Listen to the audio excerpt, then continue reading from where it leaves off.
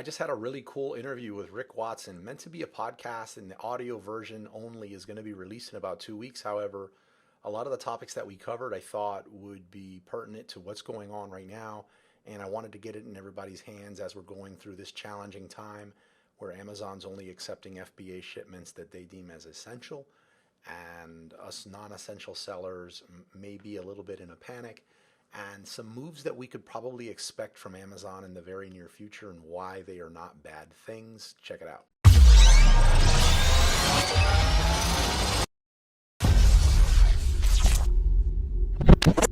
Welcome to the Wizards of Amazon podcast, where we cover all things private label. My name is Carlos Alvarez, and I will be your host for the show. Today we have guest Rick Watson on the show. Rick, what's up? I think the world is upside down. That's what's up. It does seem like that. Today is, what's today's date? It is Friday, March 20th. So we're in the heart of Corona in the U.S. or in New York. What's going on? Yeah, we're in ground zero. I think we're all sheltering in place, although the governor really hates that term. He does not want us to call it sheltering in place because we're not in physical bunkers. Sure. Rick, you are an e-commerce strategist, and as we were talking about before we hit the magical record button, initially I thought that was like the vaguest title in the world, but after digging a little bit into your profile and your background and all the different media appearances, actually like legit media appearances, that's an amazing title. I think like you are like God's gift to strategy after reading some of the stuff you Yeah, I'm not sure. One of the things I hate, I actually hate the term expert. Like, to me, anyone who like calls themselves an expert about anything is usually not, as you probably have experience with as well. So the thing I love, I like working in all parts of e-commerce, from technology to advertising to inventory. But to me, a lot of it comes back to strategy, because if you're doing the wrong things, it doesn't matter that you're doing things, because you're not going to be effective. What you're not an Amazon seller yourself. You haven't created a brand, no direct Amazon sales experience from you being the brand owner. However, in a second, I want to unpack these 5 amazing points on a LinkedIn post actually that you created, which is surrounding what should Amazon do to help its marketplace sellers. Some of this, I guess, is triggered by the restriction of non-essential items being shipped into FBA and everything else. But before we dive into that, were you born a strategist? Like, how did you Yeah, I mean, my father was an entrepreneur, so I grew up sort of the son of a CEO. So that was kind of like perspective. That's one. I have a fairly strange background in that my background is electrical engineering, computer science, so very technology heavy, but I was also on the debate team. So I enjoyed speaking and talking with people. So that kind of explains some about me. In terms of strategy, a lot of it has to do with being one of the first people at the company Channel Advisor, which a lot of Amazon sellers will know over the years. I was one of the first 5 employees there starting in 1999, and I was there for over 10 years. So I built literally software initially, because that's what I came out of school doing. And then I moved to product management and running the product and engineering organization 10 years later, when it was 300 person company before it went public. This was sort of back in the heyday of Channel Advisor. So that's seeing the growth of seeing eBay before it had an API program, seeing Amazon before it had a marketplace and was in multiple categories, before. So when dinosaurs were still. Yeah, when dinosaurs roamed the earth. Amazon had an auction site that most people don't know. That's true. And they had a Z-Shop site, which was kind of like a mini Shopify. You've kind of dated on Amazon. yourself there. I'm so old. I'm older. There's a video here and you look significantly I know that can't be true now. Yes. I'm like Dick Clark. Yeah. That's accurate.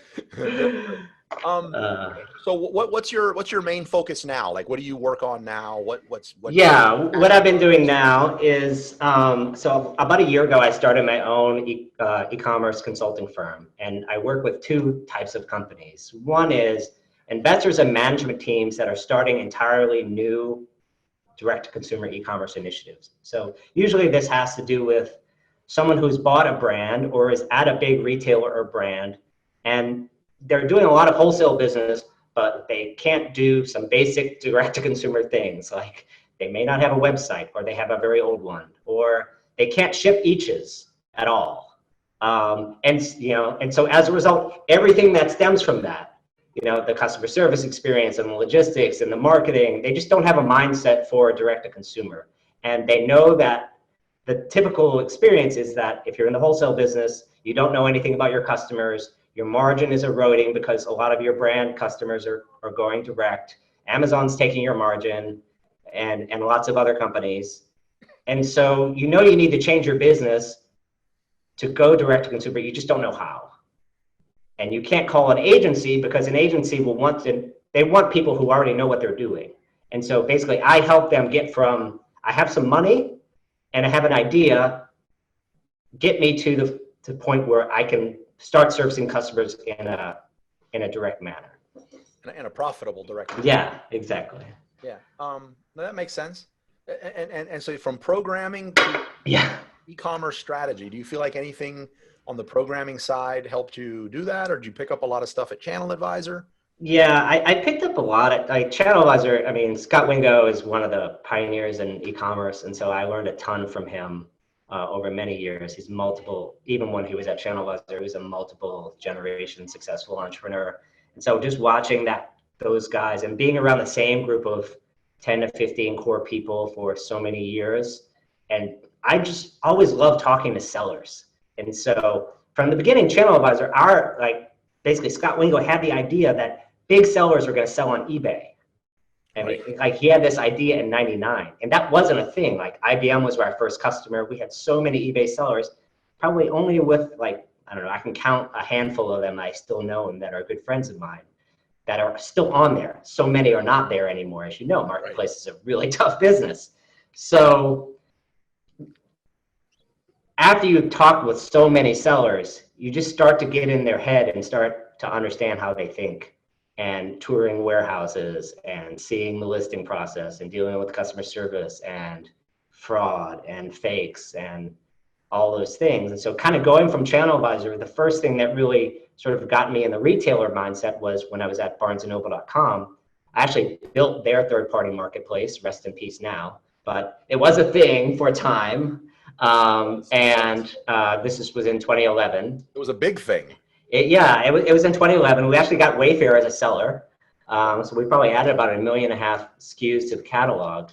But starting a marketplace from zero, not on my own, but with a team of at most probably 100 people at the time that were working on that platform, was a huge sort of formative experience in learning what does it take to operate a marketplace, which is a completely different perspective than building software for marketplaces.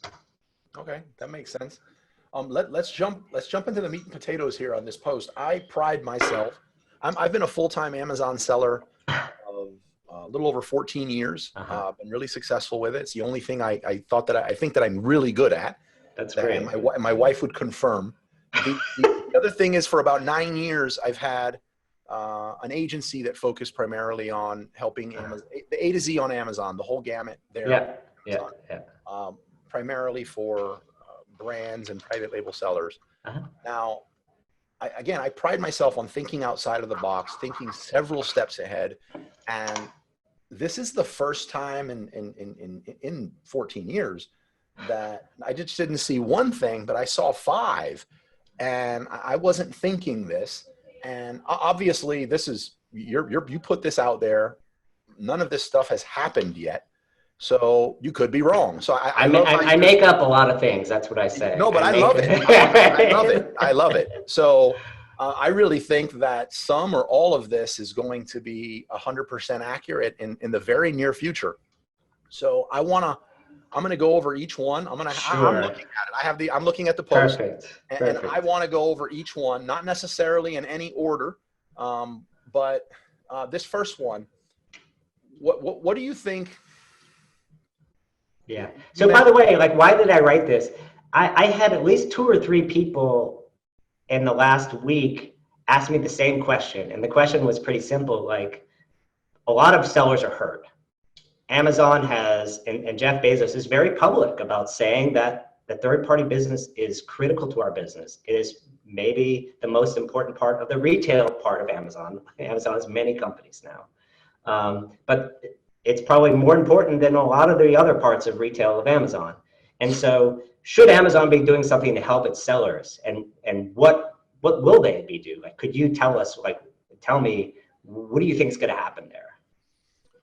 Okay, and then your response was these 5 points. The first one, and we don't ever get into politics here, but it's really possible to talk about Corona and importing fees and Amazon without mentioning a little bit. So that's right. Most people know of the feud between Jeff and the Donald, and you're proposing here that Amazon should prepare as if it's a public utility that could be commandeered by the federal government at any time. Yes, Jeff and Donald will bury the hatchet. Can you unpack that? Where are you coming from with that? Yeah, so it's really just putting myself in a kind of a World War II mindset, where at one point, it's a pandemic, so yeah, it's a pandemic, and at one point, look, the America's an amazing country, and if you look at kind of going back in the 40s, I mean, we were putting one, bomber off the line, and the bomber has like, I don't know, 1 million parts or something every hour, or something like that. That's kind of like our manufacturing output capacity. So the idea that the people can't buy toilet paper is kind of nonsensical to me, right? And so in America, so I think the federal government will act at some point to unblock all aspects of the supply chain is number one. And I think second is, I think it will affect all the carriers. Probably at some point, all carriers will be ordered or almost forced, either from the external or within, to stop sending non-essential orders. So that's sort of another part of it. And I think the other thread that I really thought is, like, Amazon is always much smarter than everyone else. And so I'm like, what would I do if I were Amazon and I was in this case? Like, Amazon is very early in their supply chain journey from a transportation by Amazon point of view. Mm-hmm. By that, I mean, like, being an official public carrier, first-class carrier like UPS or FedEx. Absolutely. And they're only carrying Amazon parcels. And we know that's not where they're going to stop. And you have this crisis, which, your crisis is his opportunity and your margin is his opportunity. So I kind of believe that if I am Amazon, one way you could potentially use this crisis as an opportunity to accelerate your plans to move beyond the Amazon seller only, Amazon parcel only market, either FBA or Amazon first party, and basically make the federal government your first customer. Offer them some kind of discounted rates, and number one, it fuels their network. Number two, it gives them experience. And number three, it kind of like throws a dart at FedEx at the same time. So well, actually, I mean, it's killing off your enemy by making him your friend. Right. Okay, and wow. So that's like, what is the judo move for Jeff Bezos right now in this situation? And that's the best one I could come up with. By actually, instead of waiting for it to potentially be forced upon them and other carriers, it's to come out and volunteer themselves up as kind of taking the initiative, where the government would kind of need a model or a blueprint to enforce everywhere else. And you know what? I think if Amazon is really, really smart about it, they will do it like Elon Musk style. Like when Elon Musk talked about, like, hey, we're going to make this Hyperloop. Like, the whole world went like, what the hell are you talking about? People are going to teleport from San Francisco to Los Angeles. Like, this doesn't make any sense. But then he published plans, and people believe Elon Musk, like he could do it. Like whatever it is, I still don't know what a Hyperloop is, to be honest with you. Yeah. But if I am Jeff Bezos, the way you take advantage of the situation is you start public statements about the fact that we're willing to step in and help the federal government. Here are our rates. Here's what we're going to do. Here are the routes we're going to do. And almost force the government on their back foot to saying, like, to start a national conversation about, like, hey, why don't we take Amazon up on this offer? We can't get ventilators. Like, we can't get all these things to where they need to be. And Amazon is willing to help us. Yes, we know that there's probably another agenda here, but when I read it too, I'm also, when I walk around and I'm around people, I just default to everybody is a. By the way, social distancing. Don't walk around too much. Yeah, no. In normal times when I walk around somebody, I just default to everybody I know and I see is a Prime member. Right.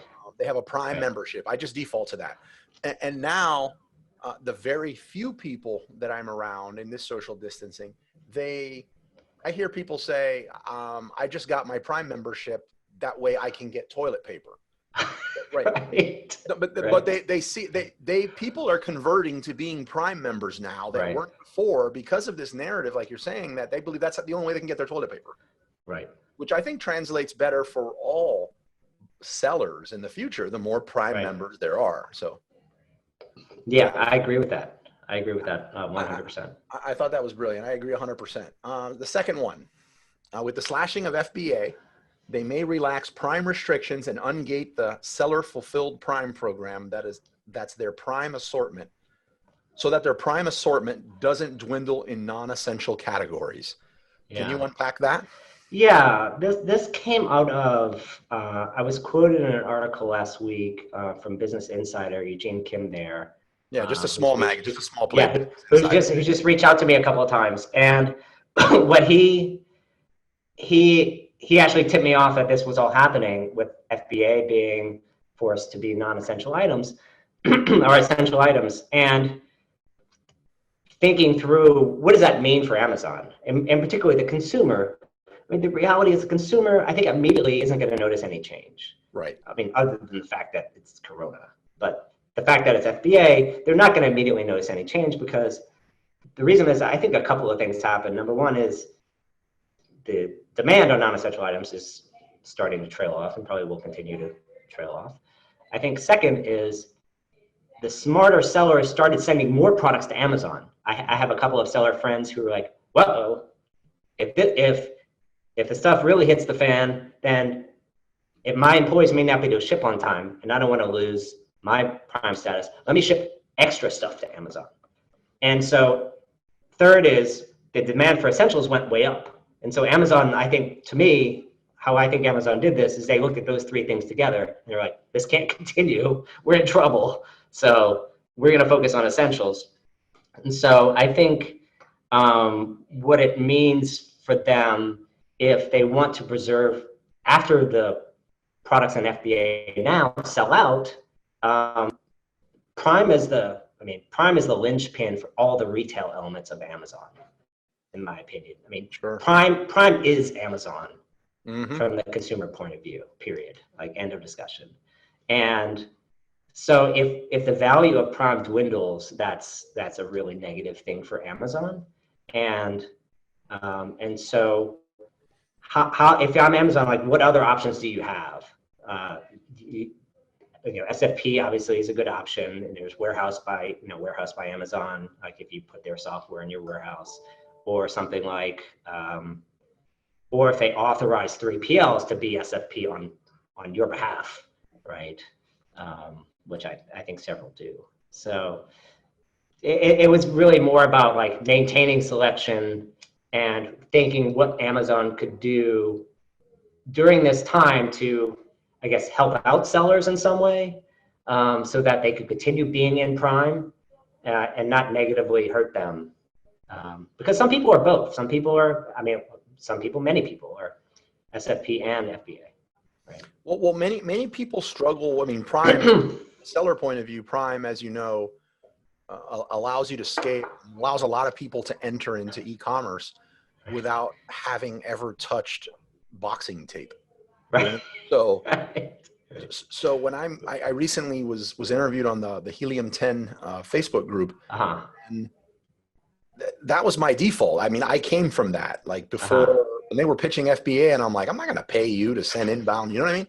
And go figure. But I defaulted. I was like, okay, yeah, this makes sense. Like we're going merchant fulfilled. We're set up for that. But for a lot of people that have never done that, again, I've never touched box tape seller. That's unheard of, to do that. But the few people that are in the middle, their biggest hesitation is that the metrics surrounding it are so tough. Right. You're off by a day in shipping, or you ship late, you're just done. Amazon, zero tolerance.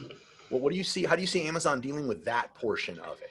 Ooh, I do think it will be relaxed. I have two minds. Like number one is, or forgivable. Yeah, exactly. The Prime promise 2 days. I think as long as the supply chains are running, I really don't think they will relax it. That's just my personal point of view. I think they will find other ways to be more forgiving. And I think the only way that will happen is if they relax, say like, okay, 3 days is now Prime, or 4 days, 4 days is now Prime. It just sounds funny to say it anymore. Like people used to ship in 3 to 5 days. Remember, delivered in 6 to 8 weeks. Right. It's crazy. It's crazy. Do you see, is there even a way to set it up that Amazon can share their deep discounted shipping rates with these merchant fulfilled sellers pass through UPS? It's a good question. Normally, like if you're a drop shipper, right, a lot of times you're using the retailer's rates, right? Because they're cheaper than your own. And so they've never done that on the marketplace side, or most people never do that on a marketplace side. So it's an interesting thought. Because they're set up on the vendor side, they have that vendor direct ship. Right. Right. Could it be possible? Would they want to do? Is that, I guess, another question. Absolutely. But I'm sure they have the best rates on the planet for UPS. But it's a good question. I personally don't think Amazon will relax Prime standards, but we're in such a strange time that I probably won't be surprised either if they do it. Okay, let's go on to number 3. Well, 3rd and 4th, I think we could probably cover at the same time.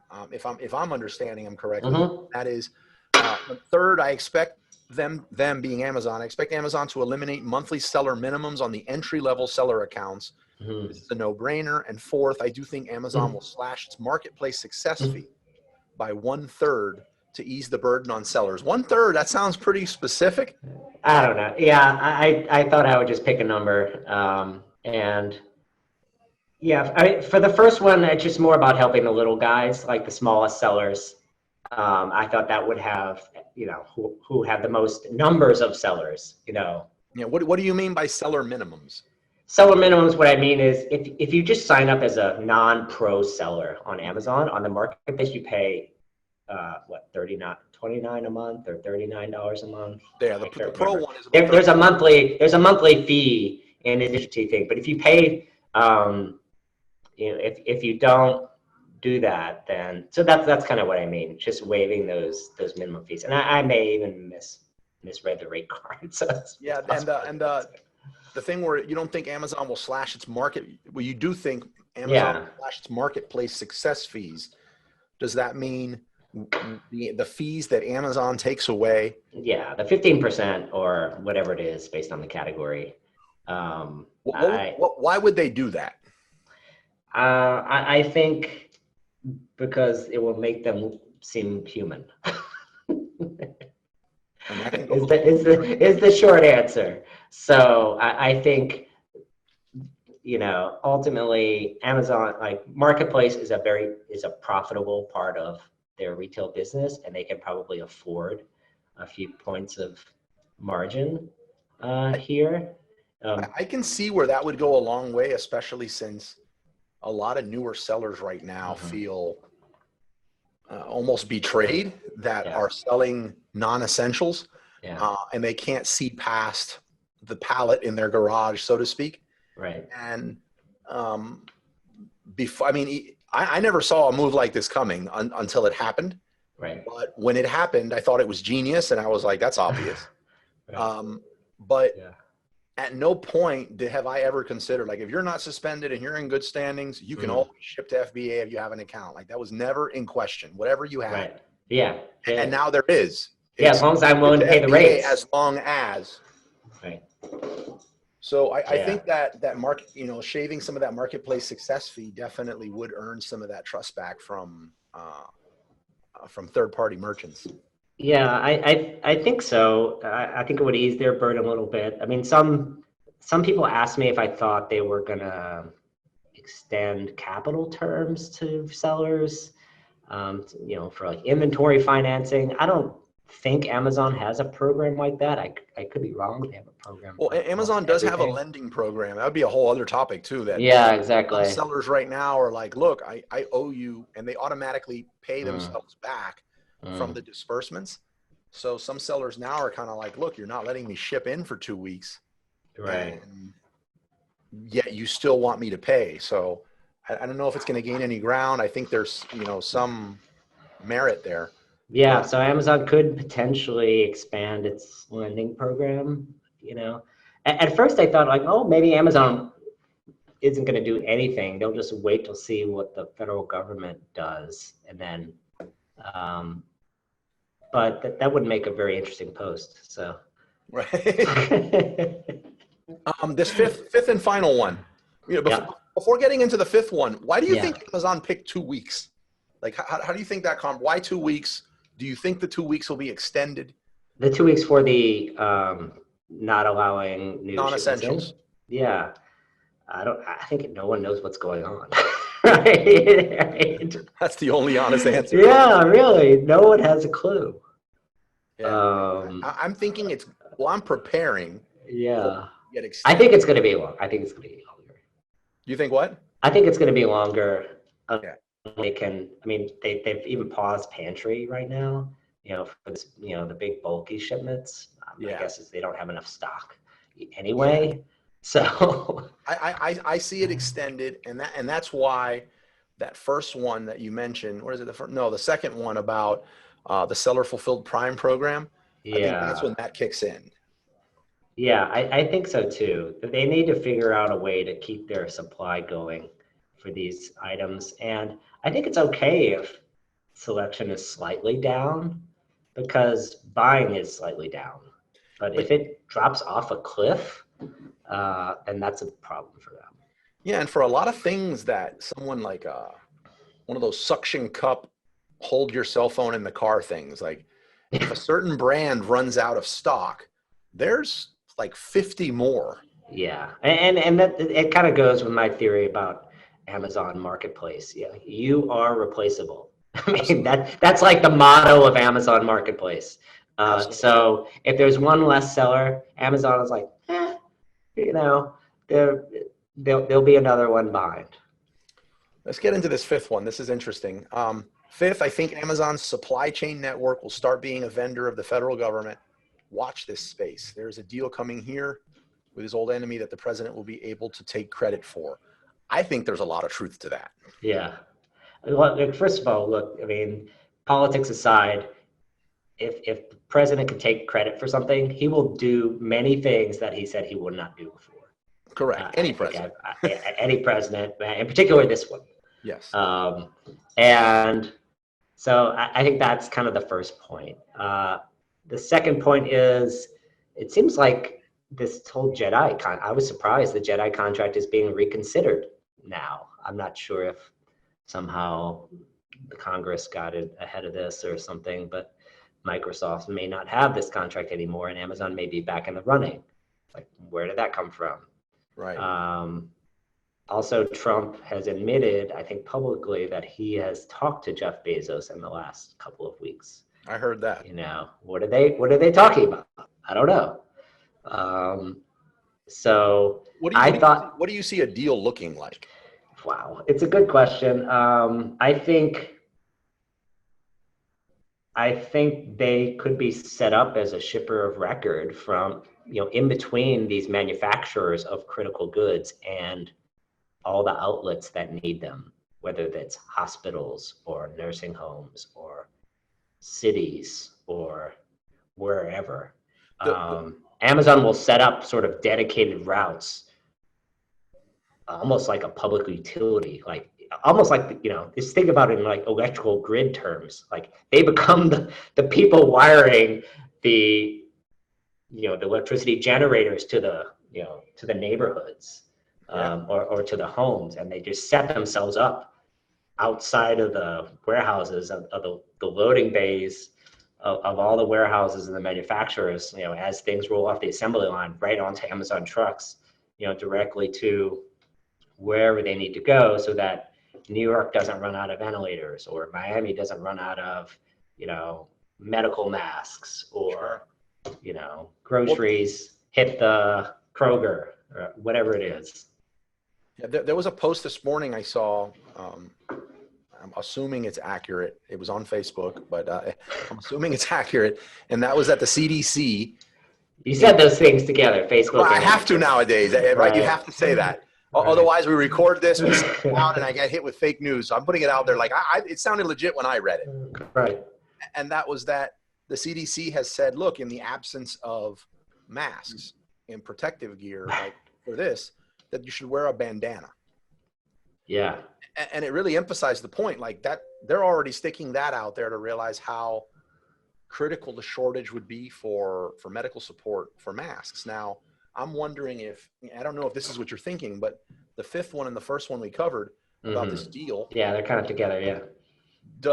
How does this look? Is it even a good thing? But how does this look if this was in place and this started happening? Like we can go back when we first start hearing this. Does a situation like this allow the government to say, look, everything you have in inventory on this stuff, they're able to buy it and they're able to get it and get a hold of it to their medical staff, rather than what happened now is everyone just used their Prime account, citizens just wiped it out. Right. And in most cases wiped it out to the point where they have a year's supply. Right. Kind of like toilet paper. Yeah, exactly. Yeah.